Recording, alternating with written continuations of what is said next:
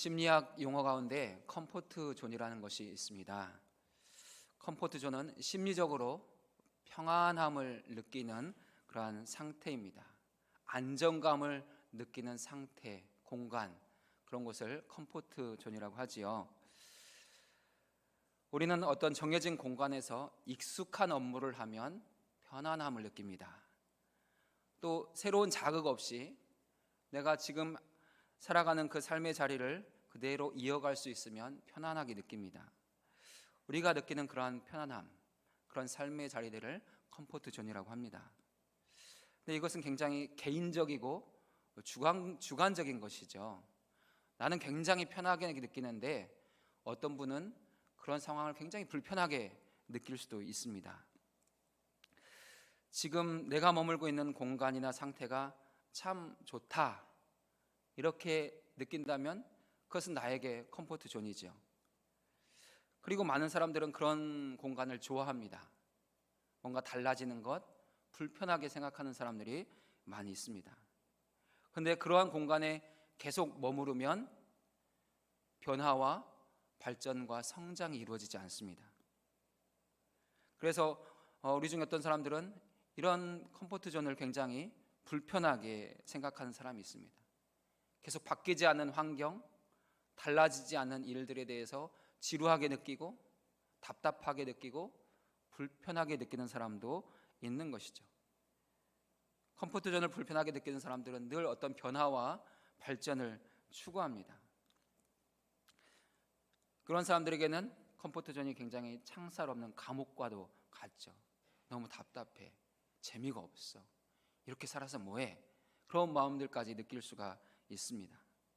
반복적인 일상, 똑같은 사람, 익숙한 업무, 우리가 살아간 삶의 자리잖아요. 근데 그것이 나에게 편안하게 느껴질 수도 있고 참 답답하고 지루하게 느껴질 수도 있습니다. 사랑하는 여러분은 어떠십니까? 그런 편안한 공간, 편안한 상태가 여러분에게 좋으십니까? 아니면 뭔가 좀 달라졌으면 좋겠어, 너무 재미가 없어, 뭔가 새로운 게 있으면 좋겠어, 그런 마음을 느끼십니까? 우리에게는 이 두 마음 사이에서 늘 갈등과 고민이 있게 되는 것이죠. 우린 그리스도 예수 안에서 하나님의 나라를 살아가는 성도입니다. 그러면 성도는 컴포트 존을 바라보며 달려가야 될까요? 아니면 그 컴포트 존이 아니라 좀 새로운, 다른, 주님이 인도하시는 그러한 새로운 영역을 향해서 달려가야 될까요? 여러분은 어느 쪽을 향해서 달려가고 싶으십니까? 우리는 하나님의 이끄심에 순종하면서 좀 새로운 영역, 하나님께서 다스리고 통치하시는 하나님의 나라를 향해서 나가야 되죠. 그래서 날마다 새로워져야 되는 것이고 날마다 주님이 이루실 그 새하늘과 새 땅을 바라보아야 되는 것입니다. 왜냐하면 하나님도 늘 새로운 것들을 좋아하시는 분이시기 때문입니다. 하나님이 컴포트 존만을 좋아하셨다, 그럼 아마 이 세상을 창조하지 않으셨을 것입니다. 하나님이 성부, 성자, 성령으로 계시는 그 삼위일체 영역, 하나님의 나라는 가장 완벽한 컴포트 존이잖아요. 하나님의 영광으로 가득한 곳, 하나님의 평화로 가득한 곳. 근데 그 하나님께서 무슨 일을 하십니까? 세상을 창조하시잖아요. 세상을 창조하신 후에 하나님은 너무 바빠지셨어요. 하나님의 형상대로 지으신 사람들로 인해서 쉴 수가 없게 되셨어요. 그러면서 뭐라고 말씀하십니까? 나 여호와로 쉴 수 없게 하라, 그렇게 말씀하실 정도로 우리를 위해서 바쁘고 분주하게 일하시는 분이 우리 하나님이시라는 것이죠. 우리 하나님은 우리가 컴포트 존에 머무는 것이 아니라 정말 주님이 행하시고 일하시는 새로운 영역들, 정말 신나고 재미있는, 뭔가 새로운 것들이 기대되는 그런 영역으로 우리 모두를 이끌어 가시고 인도해 가시기를 원하십니다. 사실 성경 말씀을 보면 그런 이야기들로 가득하지요. 아브라함이 자기의 컴포트 존에 참 평안한 영역에 머물고 있었습니다. 친척, 아버지 집, 익숙한 공간에 머물고 있었죠. 하나님은 그런 아브라함을 부르셔서 어떻게 하십니까? 떠나라. 떠나라고 말씀하세요. 어디로 가는지도 가르쳐주지 않으시고 그냥 떠나라고 말씀하세요. 갈 바를 알지 못하고 떠났습니다.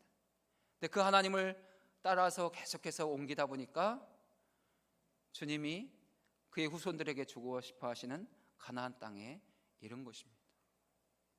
이스라엘 백성들이 애굽에서 노예 생활을 하고 있지만 그들만이 이루어낸 일종의 컴포트 존에 살고 있는 거죠. 근데 하나님은 그 백성들을 그 애굽에서 건지셔서 홍해를 건너게 하시고 광야를 지나게 하셔서 결국은 가나안 땅에 인도에 가시잖아요. 어떤 내가 살고 있는 그 지역에서 떠난다는 것은 굉장히 불편한 일이죠. 내가 안정감을 느끼는 공간에서 떠난다는 것은 굉장히 마음에 부담되는 일입니다. 근데 그런 것들을 떠날 때 우리는 주님이 예비하고 계시는 새로운 것들을 만날 수 있게 되는 것이고 또 그것을 우리의 것으로 취할 수 있게 되는 것이죠. 오늘 우리가 함께 읽은 본문 말씀 역시 바로 이러한 것들을 이야기하고 있습니다. 주님이 보여주시는, 주님이 정해주신 그 표대를 향해서 우리 계속해서 달려가야 된다라고 말씀하죠. 지금 내가 있는 곳이 너무 좋아, 난 여기 있을 거야, 그런 마음을 버리고 주님이 인도하시는 곳이 있는데 그곳이 더 좋은 곳이야, 나는 그곳까지 가야 되겠어, 그 마음을 가지고 달려가야 된다고 말씀하고 있습니다. 사도 바울은 빌립보 교회를 참 좋아했고 사랑했습니다. 다른 많은 서신들 가운데는 많은 권면도 있고 질책도 있습니다. 다른 복음을 따라가는 것들에 대해서는 굉장히 분노도 하고 화도 냅니다. 근데 빌립보서에는 오직 기쁨만 있습니다. 여러분 생각하면 참 행복합니다. 여러분 생각하면 너무나 좋습니다. 그런 마음으로 가득하죠. 왜냐하면 빌립보 교회는 사도 바울이 유럽으로 건너가서 처음 전도한 사람, 처음 개척한 교회이기 때문이에요. 그래서 빌립보 교회는 바울에게 정말 기쁨으로 가득한 곳이죠. 그래서 기쁨의 서신이 되는 것입니다. 그런 바울이 빌립보 교회 성도들을 향하여 기대하는 것이 하나 있습니다.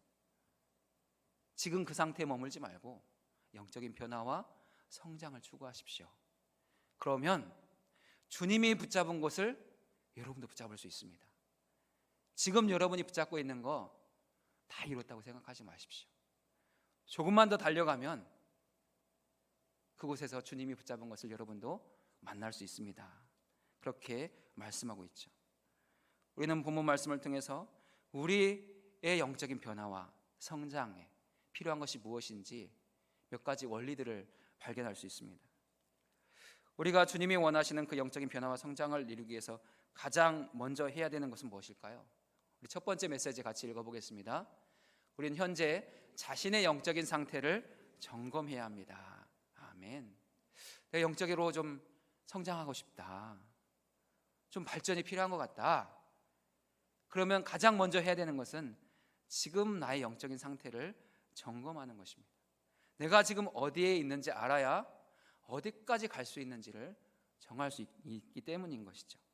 그래서 바울은 16절에서 현재 우리가 서 있는 자리를 점검하라고 권면합니다. 우리 16절 말씀 같이 읽어보겠습니다.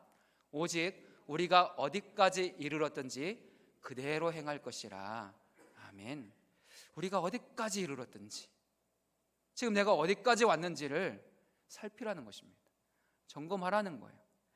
나의 영적인 수준이 지금 어느 상태에 와 있는지, 나의 신앙적인 지혜와 지식의 상태가 지금 어느 수준인지 점검해 보라는 것입니다. 그래서 지금 여기까지 왔구나, 난 여기까지 왔구나, 조금만 더 가면 되겠구나, 그런 것들을 점검하면서 내가 지금 이 자리에서 해야 될 것이 무엇인지를 결정하고 앞으로 나가라고 촉구하고 있습니다. 이런 확인과 점검에서 우리의 상태를 알게 되고 앞으로 어디까지 어떻게 갈렸을지를 알게 되기 때문인 것이죠. 우리가 살아가는 삶의 자리 저마다 다르죠. 다 다릅니다. 하지만 그 삶의 패턴은 대부분 비슷합니다. 늘 비슷한 일상을 보내죠. 늘 만나는 사람 만납니다. 늘 하는 일 합니다. 크게 달라지지 않습니다. 근데 우리의 신앙적인 영역도 그렇다라는 것이죠. 늘 내가 성경 읽는 만큼 읽습니다. 늘 기도하는 만큼 합니다. 늘 예배드리는 만큼 하지, 난 좀 뭔가 더 하고 싶어, 이제는 정말 성경 몇 독이라도 할 거야, 되십니까? 안 되시죠. 우리가 1년 성경 읽기 표를 내잖아요. 성경 1독 표를 내요. 그럼 연말이 됐을 때 늘 한 10독 하시는 분들은 10독 합니다. 늘 한 5독 하시는 분은 또 새해가 돼도 5독 합니다. 늘 1독 하는 분은 1독 합니다. 1독 못하는 분은 여전히 1독을 못해요. 그러니까 늘 할 마음은 같지만 여전히 달라지지가 않아요. 기도 시간 늘리고 싶죠. 근데 잘 늘어나지 않습니다. 우리의 예배에 대한 어떤 태도라든지 그런 모든 것들도 쉽게 달라지지 않습니다. 늘 그 수준을 이어가고 있다는 것이죠. 근데 우리는 거기서 평안함을 느낀다는 거예요. 오늘 이만큼 읽었으면 됐어, 이 정도 기도했으면 됐지, 주일 예배 드렸으면 됐지, 또 드려, 그런 마음, 그냥 그게 편하다는 거예요. 근데 주님은 거기까지 왔으면 조금 더 가보자고 말씀하십니다. 근데 우리는 주님의 마음을 알지만 잘 앞으로 나아가지가 않습니다. 왜냐하면 내가 머물고 있는 이 컴포트존이 너무나 좋기 때문에, 너무나 편안하기 때문입니다. 만약 내가 6개월 전과 같다, 1년 전과 비교했는데도 똑같다, 그럼 여러분은 컴포트존에 머물고 있는 것입니다. 내가 변하지 않고 있구나, 내가 성장하지 않고 있구나, 지금 여전히 그 상태이구나, 그런 마음으로 받아들이고 경각심을 가져야 되는 것이죠. 지금 이대로 있으면 안 되겠다, 좀 나를 바꿔야 되겠어, 바꿔야 될 마음을 가져야 되는 것이죠. 근데 바꿔야 될 마음만 갖는다고 쉽게 변하느냐? 그렇지는 않다는 거예요. 그래서 우리의 영적인 변화와 성장에 필요한 두 번째 원리가 나오게 됩니다. 우리 두 번째 원리 같이 읽어보겠습니다. 우리가 컴포트존에 머물고 있음을 확인했다면 주님의 말씀을 받아들여 자신을 바꾸기로 결단해야 합니다. 나를 바꿔야 되겠다는 결단, 몸부림이 있어야 된다는 거예요. 그래서 우리 주님은 우리가 내 두 가지 말씀으로 결단을 촉구하시죠. 하나의 말씀은 나는 아직 잡지 못했습니다, 나는 이루지 못했습니다, 아직 잡아야 될 것을 잡지 못했습니다 라는 그 고백으로 나가야 된다는 거예요. 그게 12절입니다. 우리 12절 같이 읽어보겠습니다. 내가 이미 얻었다 함도 아니요 온전히 이루었다 함도 아니라 오직 내가 그리스도 예수께 잡힌 바 된 그것을 잡으려고 달려가노라. 아멘. 바울이 뭐라고 고백합니까? 나 이미 얻었습니다 말하고 있습니까? 나 이미 이루었습니다 말하고 있습니까? 아니죠. 나 아직 얻지 못했습니다, 아직 이루지 못했습니다, 아직 내가 붙잡아야 될 게 있는데 그거 아직 붙잡지 못했습니다, 그렇게 고백하라고 말하고 있습니다. 그리고 이런 고백을 하는 바울의 그 당시 영적인 상태는 어땠을까요? 정말 얻은 것이 없습니까? 정말 잡은 게 없었을까요? 그렇지 않죠. 사도 바울이 빌립보서를 쓸 때에는 목회 서신을 제외한 모든 서신서를 쓴 때입니다. 그 복음의 정수라고 하는 로마서를 이미 쓴 상태예요.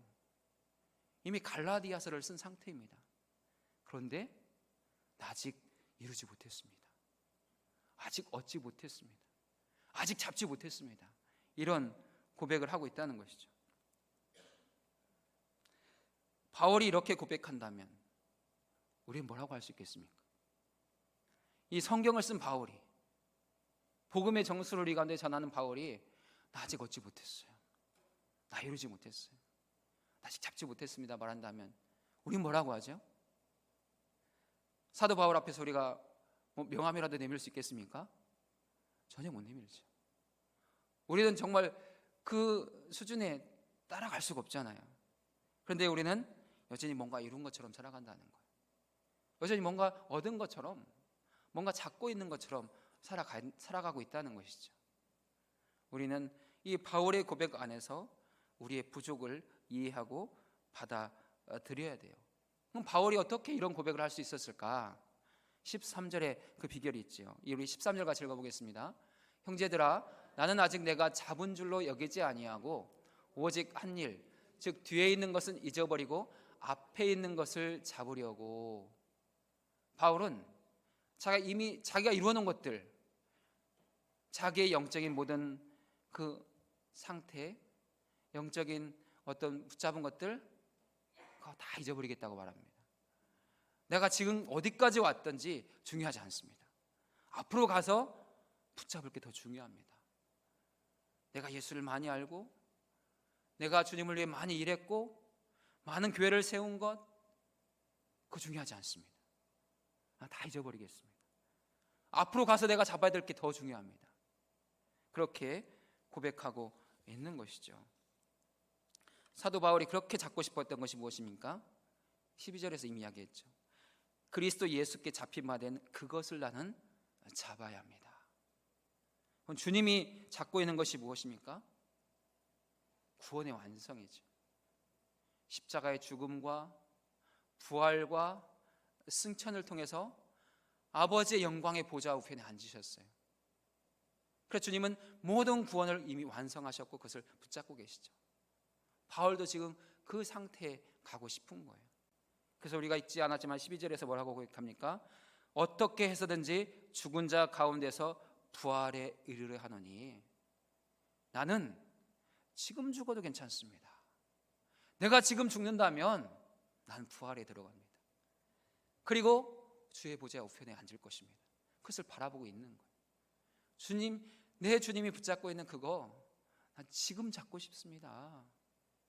그런데 아직은 그러지 못하고 있습니다. 왜냐하면 내 생명이 아직 있기 때문에, 내가 아직 살아있기 때문에 그걸 잡지는 못하고 있지만 난 그날을 향하여 달려가고 있습니다. 이렇게 고백하고 있는 것이죠.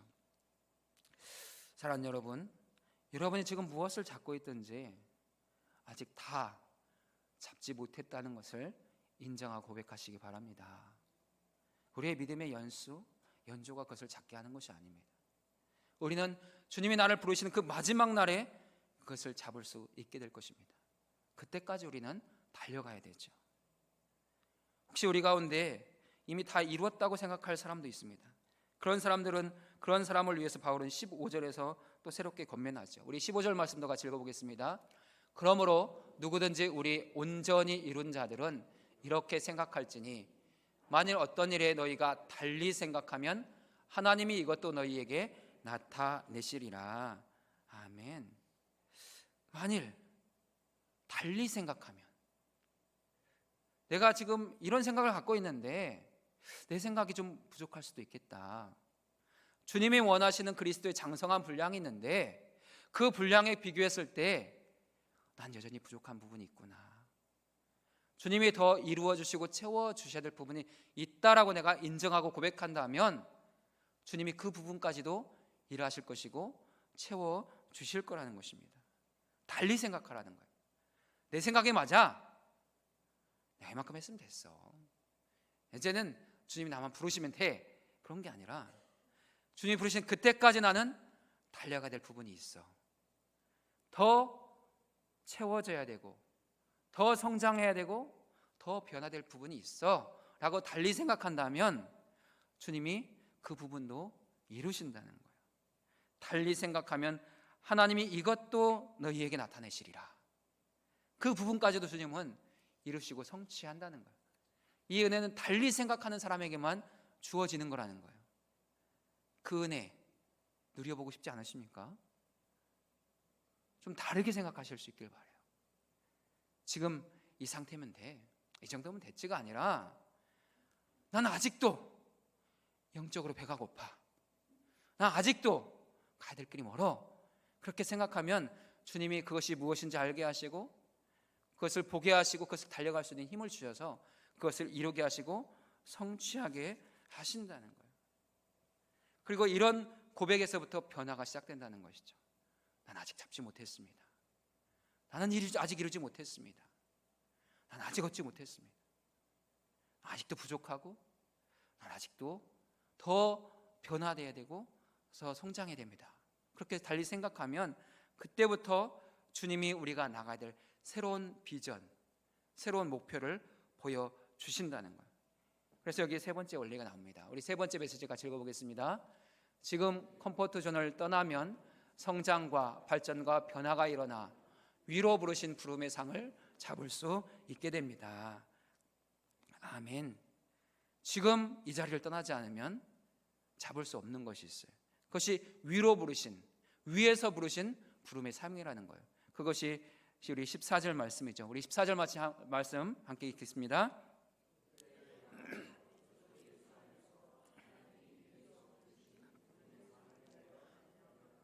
아멘.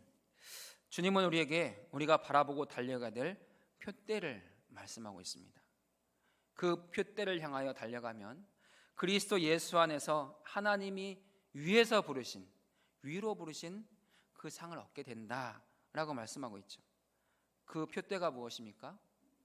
위로 부르신 그 부르심의 상이 무엇입니까? 주님이 이루시고 주님이 붙잡고 계신 그 영광의 구원의 자리입니다. 주님은 우리를 위해서 이 땅에 오셨고 우리를 위해서 죽으셨어요. 그리고 부활하셨죠. 승천하셨고 아버지의 보좌 영광에 앉으셨습니다. 사도 바울은 그런 예수 그리스도를 믿는 자들에게 이루어진 구원에 대해서 에베소서에서 골로새서에서 분명히 말씀하시죠. 너희도 예수와 함께 죽었습니다. 여러분도 예수와 함께 살았습니다. 여러분도 예수와 함께 영광의 보좌 우편에 앉은 바 되었습니다. 그 영광의 보좌 우편에는 여러분의 진정한 생명이 감추어져 있습니다. 그것을 말씀하죠. 그래서 바울은 그 영광의 보좌 우편에 있는 내 진정한 생명을 붙잡기 위해서 나는 오늘도 달려갑니다. 그런 고백을 하고 있는 거예요. 위에서 부르신 부름의 상, 지금 이 편안한 자리에서는 얻을 수가 없습니다. 근데 이 편안한 자리가 다가 아니라 조금 더 내가 달려가야 될 그 영역이 있다는 것을 인정하고 달려가고자 하는 자들에게만 주어지는 위에서 부르신 부름의 상입니다. 우리가 바라보고 달려가 붙잡아야 될 주님이 정해주신 표대는 명확합니다. 주님이 이미 붙잡고 계신 우리 모두에게 주고 싶어 하시는 그 구원의 완성, 하나님의 나라에서의 영광입니다. 우리는 그 은혜를 향하여 지금 머물고 있는 편안함의 자리에서 벗어나기를 선택하셔야 됩니다.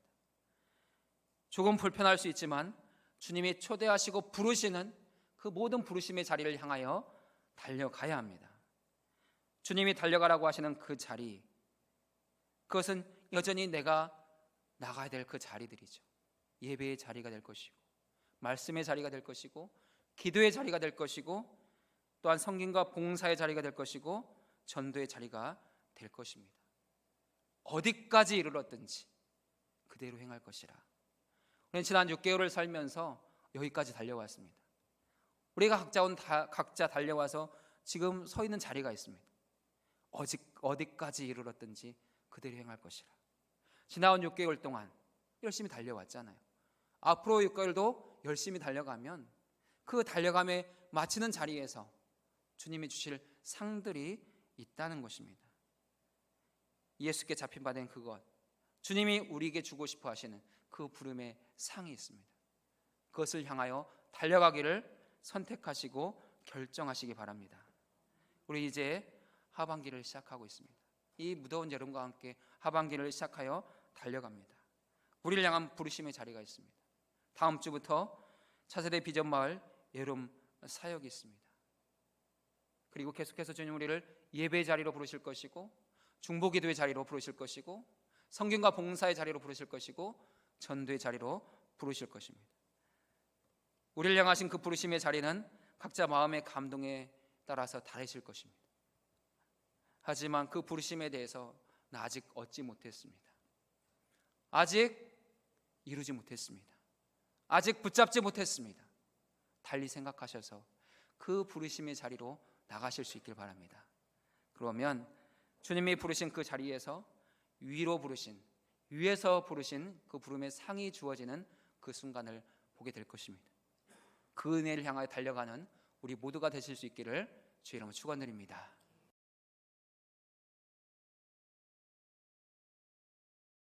이제는 우리 주님 예수 그리스도의 은혜와 하나님 아버지의 극진하신 사랑하심과 성령의 교통하심이 지금의 편안한 자리에 안주하거나 머물러 있지 않고 달리 생각하여 주님이 이끄신 자를 향하여 달려가며 하나님이 위에서 부르신 부름의 상을 풍성히 받아 누리기를 원하는 우리 교회와 성도들 가운데, 주신 가정과 자녀들 위해 준비되고 있는 여름 사역 가운데 이제로부터 영원토록 함께 하시기를 간절히 축원하옵나이다.